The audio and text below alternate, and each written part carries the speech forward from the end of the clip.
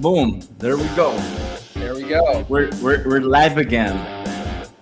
Did you notice how I'm just getting better at the whole like Stranger thing, like with the I background like it. music and the countdowns and everything? Because this is the fourth Executive time. producer.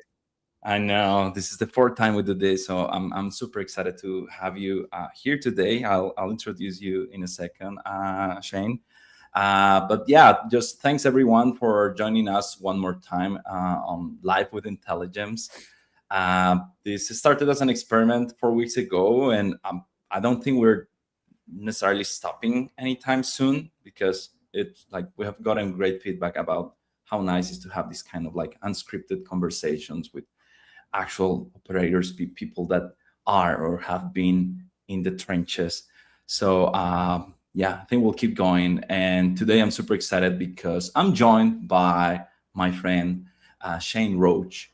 Currently at Intelligems, we started working together recently, but Shane is actually a seasoned veteran in e-commerce and retail, which is what got you here, I will assume.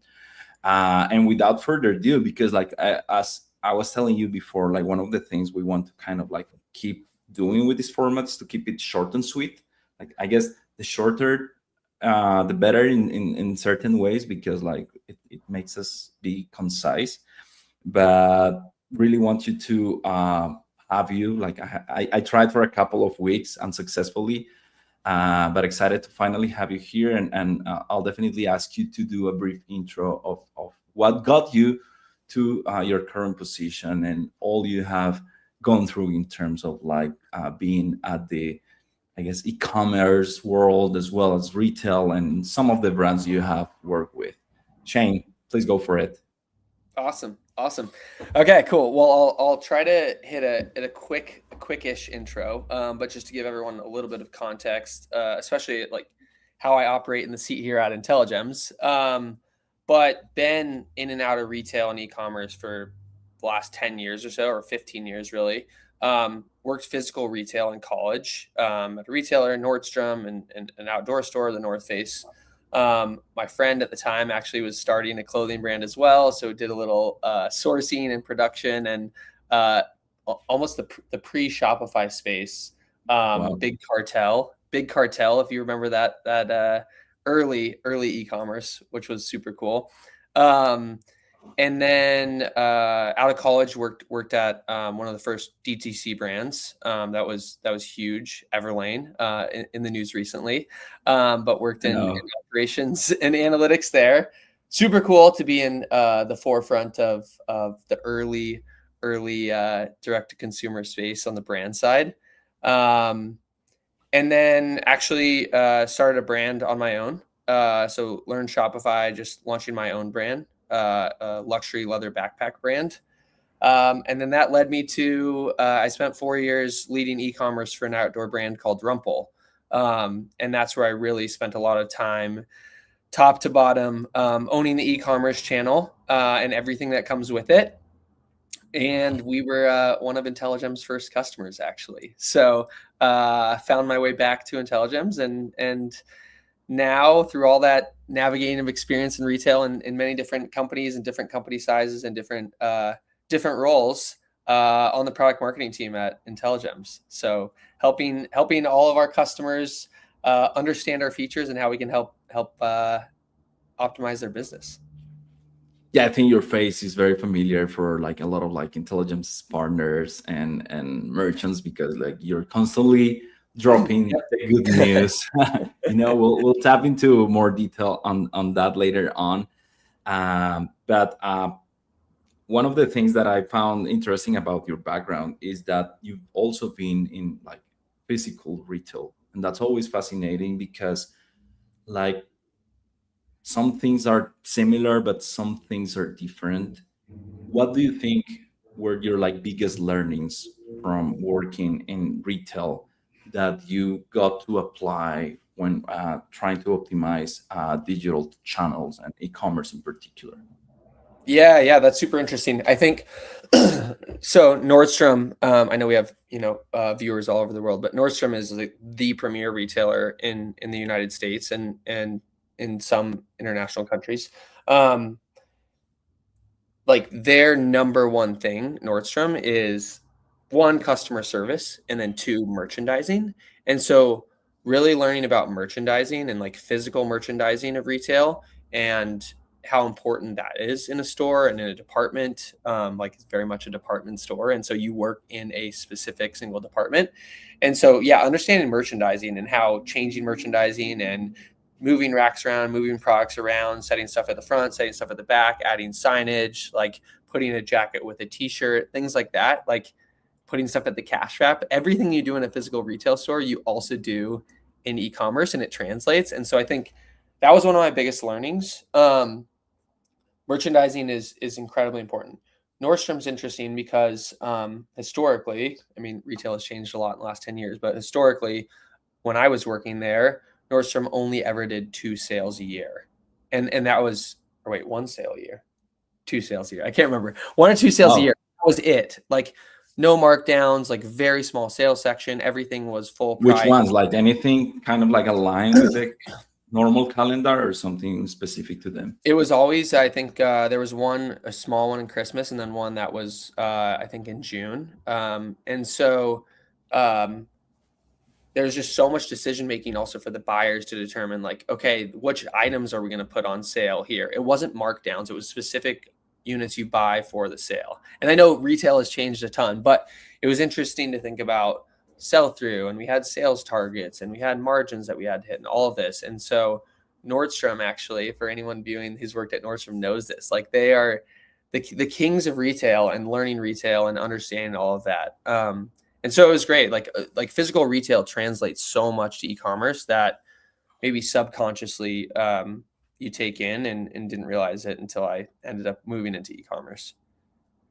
Nice. Yeah. When you said like merchandising and optimizing merchandising, that was like music to my ears, because that's something I've been talking about for years at this point. That it's like when you start thinking in terms of like optimization and like CRO, it's easy to think in terms of like just conversion optimization. Sometimes brands think about like AOB optimization. Some more mature ones think in terms of like optimizing for frequency or subscriptions in many cases. But merchandising optimization is something that's usually overlooked, and it's not necessarily the most straightforward thing to measure if you only pay attention to like conversions, for example. But there are so many things in like behind the scenes that get affected by a good merchandising strategy, in terms of like how do you, I guess, negotiate with your providers and your supply chain, and like there's so much you can tap into when doing merchandising optimization. But it seems like a lot of brands are just not paying enough attention to that. What do you think? Yeah, I think it's it's one of the biggest challenges and like one of the biggest opportunities for a lot of brands too, is like, you know what your best sellers are, you know what like your hero products are, and you know, as you expand into more categories and to different price points up and down, like how do you sell those to the right buyer, the right shopper at the right time? And there are lots of recommendation engines and ways you can do that on your store. But you also have to have like a point of view when you're designing the products or when you're making the buys or understanding everything that goes into like why you want to merchandise something. One thing like transitioning to physical retail is I used to work in the suiting department. So you're selling, I think at the time, probably our average suit at the Nordstrom I worked at was like a middle tier store. It was probably $800, maybe $1,000. And so you're getting someone into $1,000 suit and they're trying it on, and you have the tailor there, and you have the opportunity in physical retail to be like, okay, cool. While the tailor's getting them measured, I'm going to go grab the shirts as I'm asking them questions like, okay, what shirts do you wear? What do you do for work? I'm going to grab the shirts. Do you wear a tie? Do you not wear a tie? And then you can now show a shirt and a tie stacked, and you can have 6 options and show them how they mix and match. And it's like, well, I'm already spending $1,000 on a suit. What's another $400 on shirts and ties that I know are going to work and mix and match and all together? And so like, how do you translate that into e-commerce? And that's merchandising and upsells and recommendations, and like where in the journey does that hit and how does it matter? And should it matter based on basket size or what's in your cart and all of that? And it's like an art and science to how you do that too. And it comes back to like, what are you buying at the beginning of the season? What are you launching, and how are you thinking through the sell through of that product? Is it a standalone product that you're going to sell and put a lot of marketing behind? Is it something that's a bundle or an add-on? Is it like, how does it come into the buyer journey? I think is also important and part of the merchandising. Yeah, I know you're super, I guess, pumped about upselling and cross-selling and all those strategies. I hope we have time to tap into that. But one of the things you mentioned when we were preparing for going live today, and by preparing was like talking 5 minutes, is that you're very opinionated about the fact that just having like a single type of like content or like strategy, or like I think you said homepage for Yeah. all your visitors is just such a bad strategy. That's basically me paraphrasing you. Why do you think that's the case? And I want to start pushing back from the very beginning by saying like, or by I guess throwing my experience, which is for many Yeah. brands, it's hard enough to maintain one single experience. How do you get to maintain many? Is the Yeah. way I would kind of push back there. Yeah. So I think, so my point of view is that you should have a homepage experience that is just for new visitors. And you should then, for all returning visitors, that should be your kind of regular experience that you're updating based on your marketing calendar, your release calendar, whatever that may be. Agree with the perspective that there's a lot to maintain, right? And you see stuff on the internet and you follow people on Twitter, LinkedIn, whatever, and you see, I got to launch 500 ads, or I need to have a landing page for every ad I launch. And there's so much out there. And it is a challenge to just be focused on what you're doing and what you're optimizing. And there's a million ways you can optimize your site, right? The reason I think it's important is if you look at the average brand, like depending on what category you're in, but probably 60 to 80% of your traffic is going to be new, and what is that, 20 to 40% is going to be returning. And so you have this brand story to tell. You have this like hero product to sell. You have these like value props that you need to tell. Like most of the time for brands in the space, you have, 1, 2, 3 hero products that you're known, and you slowly build categories and extend extend into different categories, but you still probably want to get the customer into that hero product or that hero 1, 2, or 3 product. And so I think it's important that if you can launch a homepage experience for new visitors only, that is very important about like, what is our hero product? Who are we? What do we stand for? Why are we the best in the market? Here are the reasons we'll make your life easier, better, whatever that may be. And focusing on that buy now, add to cart for that hero product. That's important. If I'm a repeat visitor and you have a bunch of different categories and you've expanded and I already bought the hero product and I know your story and like, I don't care about any of that stuff. Like, and me as the operator, it's like, I don't need to resell you on this stuff. Like, I want to get you into a PDP quickly or a collection page quickly. And I want to get you to add to cart, and I want you to get you to check out. Like, that is where I see like the divergence of how do I optimize like the traffic that's coming my way. And if you just think about that one thing of just like new versus returning, what am I saying on the homepage? I think that's like an opportunity that even a small brand like Rumpl we were a really small team, that was something that we could manage. It's very hard to do that for 5, 6, 10 different reasons, or having, 10, 15 different landing pages and all of that. If you're a small brand, but depending on your team size, that's where I would start with one thing. A lot of brands would try to kind of like tap into that or problem/opportunity by sending traffic to a dedicated landing page that does like the heavy lifting on storytelling and selling the brand.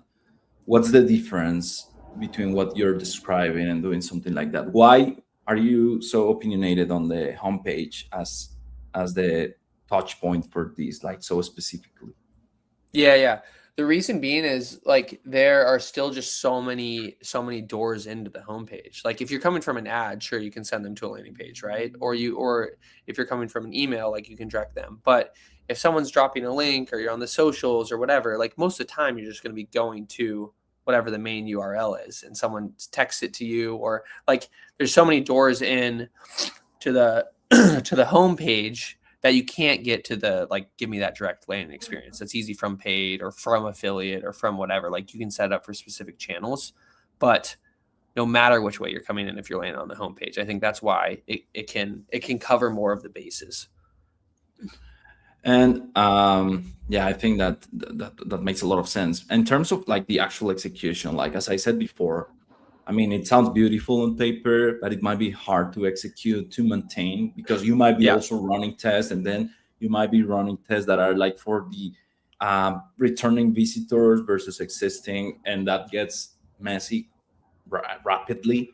Yeah. What's your, I like, I guess, what was your favorite type of execution to achieve something like this, like lately? Like, is that like Yeah.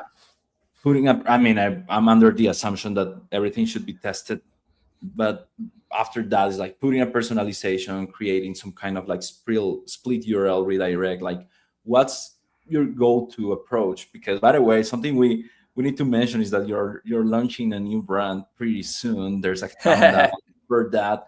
So like, let's suppose you're gonna do this for West Coast Country Boy.com. What's your like what's the easiest way to put something like this into practice in your experience? Yeah, for sure.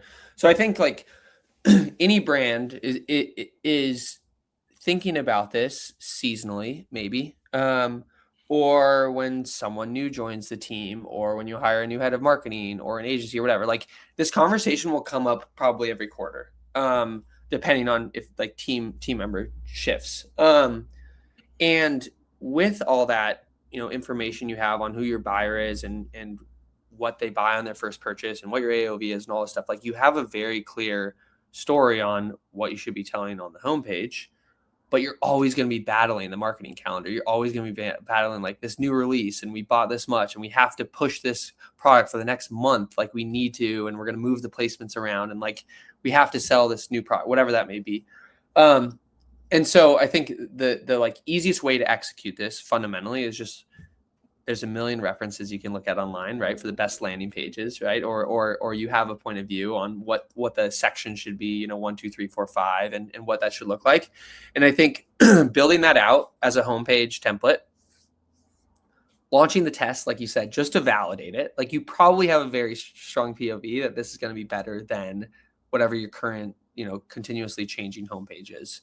And you would just run a test of just homepage A, control versus this new homepage that's very focused on what is my brand, what's my bestseller, like why you should buy and all of that. And then you just set your audience targeting to new visitors. So you only show this to new visitors anyways, right? And so then you can see in the results, okay, is this actually working? If it is, you can probably run it pretty quickly because again, most brands are 60% 60 to 80% of their traffic is probably going to be new visitors. And so you can find out really quickly, is there a lift? Is there a lot of lift? And what's the impact there? If it's marginal, then maybe you double down and try to make it better. Or you say, actually, we have enough awareness in the market that like how we have our current homepage set up is good enough. If there is lift though, I think then you say, great, we learned this. New visitors do actually convert better on profit per visitor, AOV, whatever that may be, conversion rate. Excuse me. And then you would just turn it on as a personalization and just say like, hey, for all new visitors, we're going to send them to this homepage. And for everybody else, they're going to get whatever current experience that I'm changing over and over again. And so that would be the way to do it. And how I would manage it is just revisit it seasonally. Your imagery is going to change, or maybe your brand messaging is going to change quarterly or seasonally, or if you have a shift in a hero product number 2 comes up, whatever that may be. But that's where I think it's manageable for a lot of brands, and I still think it'll have a lot of impact. In terms of like, I'm definitely curious, and I could keep going. I know we want to keep it short, but in terms of like the actual kind of like non-negotiable content pieces you would put in those different versions, like what's kind of like your go-to approach in terms of like things that you really want to say, especially for first-time visitors, because we're like we're operating under the assumption that returning visitors have the like awareness Yeah. level to navigate through what they might be interested in. But in Yep. terms of like talking to those newcomers, what's like what you must say, like without a doubt? Yeah. I think one is the hero product obviously needs to be like very front and center, and understanding the goal for how you should design landing pages and how I design websites and how I think about product pages and all of that is like, how many times can you get a visitor to scroll while they're scrolling to say yes?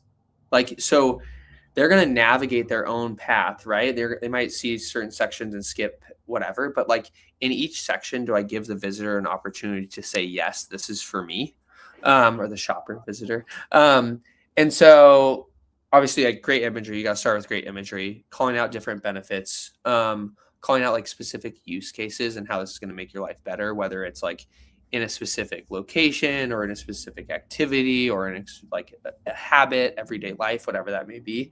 I think I go back and forth. It depends on like what category you're in and where you are, but like the compare charts, sometimes they're helpful, sometimes they're a hindrance, and so I don't always say that's like a non-negotiable, or something that you have to absolutely do. Um, and then giving like multiple opportunities to get into the add to cart or to get into that like shop now and get into more carousel. So I think to reiterate, like very much hero imagery and like making sure they understand like this is the hero product, this is what we're known for, like reiterate that.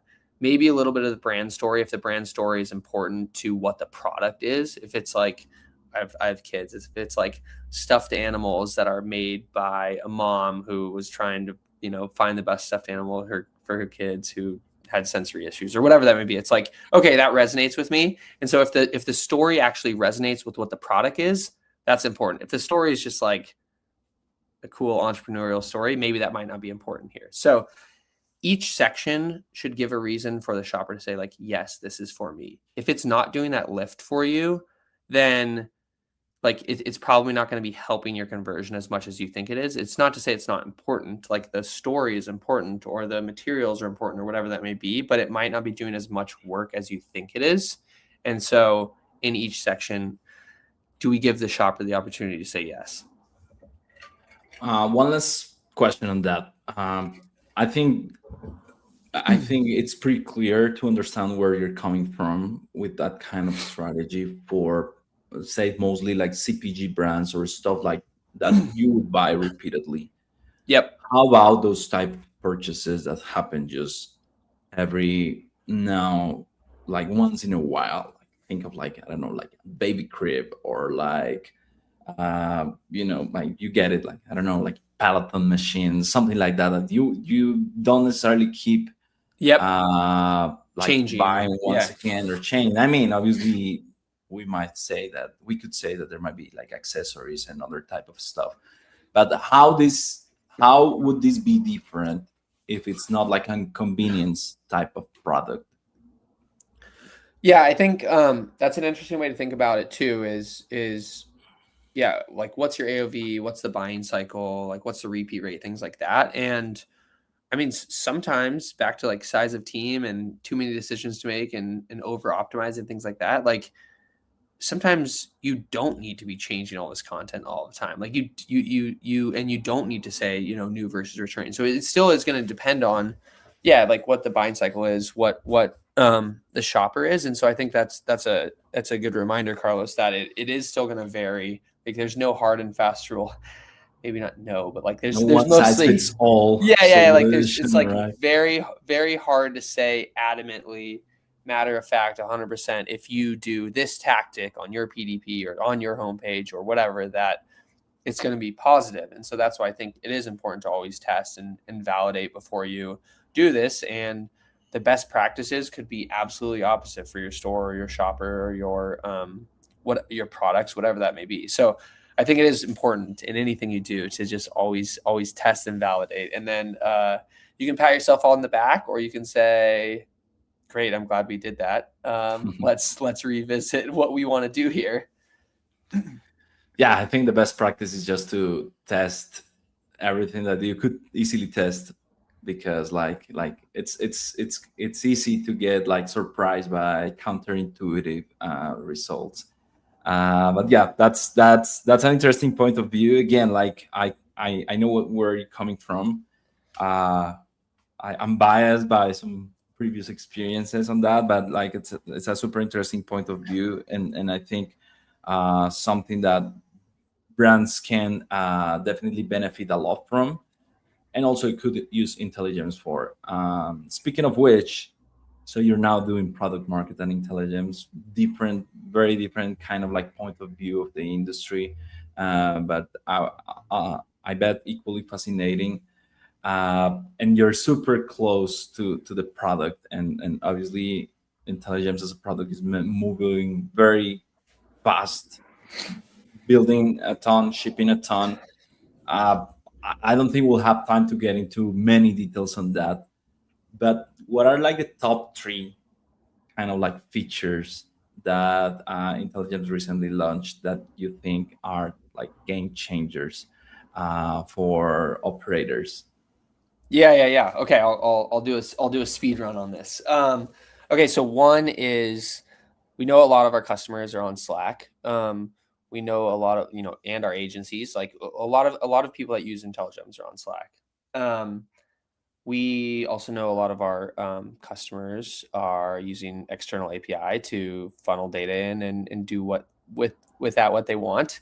We also know with the rise of AI and tools that, building on top of Claude, ChatGPT, Gemini, whatever that may be, is important. So we have made our external API super robust and are continuing to add more more endpoints and more ways that we can share data.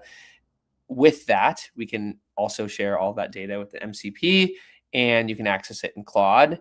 And the best way, or not the best, but the easiest way, is if you're in Slack, the same data you can access in Intelligems with the external API or with Claude is right in Slack. So if you're on Slack and you can open up a channel with us today for free, it's included in all plans, and you can ask Intelligems all about your tests, all about your store data, all about your site-wide data. You can ask what to test next. You can get help on how to use the product. Like, it is pretty crazy how robust it is to just, in whatever tool you like to work in, you can get access to your data and recommendations on what you can test next. So that's super exciting. Couple things that are in beta that are launching soon: post-purchase upsells. So super stoked about the ability to launch post-purchase upsells, available on all Shopify plans. So it's not Shopify Plus only. So if you want to make more money after the order is placed, like, it's a no-brainer. But if you want to validate which products you should show, and should you show a discount or not, and how many products you should show based on their cart value, what's in their cart, what they purchased, like, you can test that, or you can launch it as personalization. So that's coming very soon.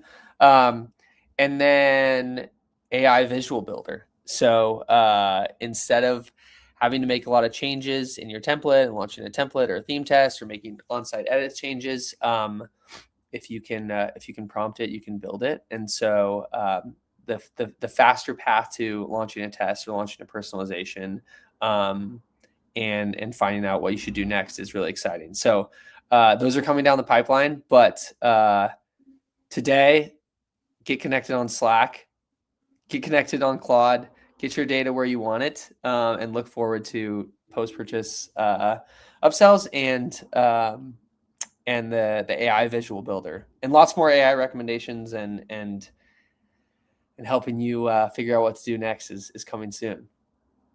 Hard to resist not launching a new store, right? Yeah, that's right. Exactly. That's what it's like now. I'm like, I feel like I have extra sauce with the last all my experience and now being an Intelligems. So it's like, might as well try to launch a new store. Absolutely. Which is, can you drop the domain name once again so people can just have a look? westcoastcountryboy.com. Nice. Love the naming. Check it out. That's amazing. Shane, thanks so much for your time and for joining me here. This is super insightful in many ways. I'm inspired by after this one. We'll definitely have you back at some point. But just before we wrap this up, where can people find you on social, and where are you the most active?